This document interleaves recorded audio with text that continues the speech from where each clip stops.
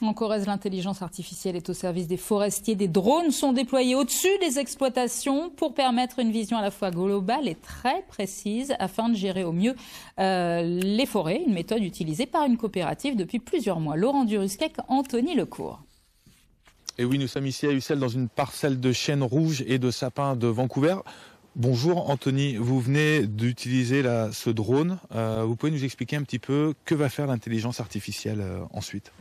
Alors ensuite l'IA, si vous voulez, on va l'utiliser dans un second temps au bureau, une fois qu'on a réalisé notre mission drone. Et elle va nous permettre de détecter très précisément tous les arbres dépérissants au sein de la parcelle. Est-ce que ça veut dire que, passé l'IA, derrière, il n'y a plus besoin de techniciens forestiers ? Non, non, bien sûr que non. L'IA, elle ne va jamais remplacer le sens aigu de l'observation du conseiller forestier. Elle ne va pas remplacer son expertise terrain. Elle est là en supplément. C'est un outil supplémentaire qu'on a dans notre panoplie et qui nous permet d'aller plus vite, d'être plus réactif et d'être beaucoup plus précis dans nos inventaires. Ça veut dire que l'abattage d'une parcelle n'est plus systématique. Grâce à l'IA, on peut affiner davantage le diagnostic. Voilà, c'est ça. Grâce à l'IA, l'idée c'est qu'on intervient de façon très ciblée en fonction des dépérissements qu'on a constatés sur la parcelle. Merci beaucoup Anthony Lecourt. De rien.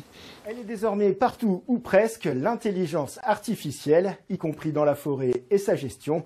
Depuis le début de l'année, la coopérative forestière Bourgogne-Limousin utilise l'IA pour des recensements d'arbres. Laurent Durusquec, Olivia Brice. Pour ces deux techniciens de la CFBL, ce matin, cette opération comptage. Ils recensent les arbres malades. Bon, on va essayer de se mettre là-bas, trouver un petit coin.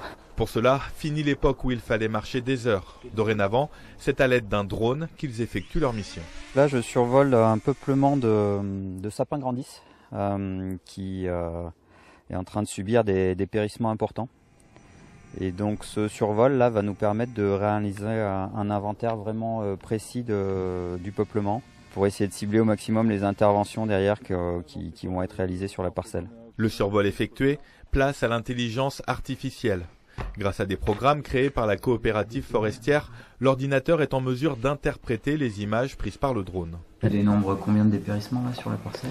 Alors sur la parcelle, on compte 351 sujets qui sont dépérissants et plutôt localisés sur la partie sud de la propriété. Des arbres malades symbolisés ici par les carrés violets.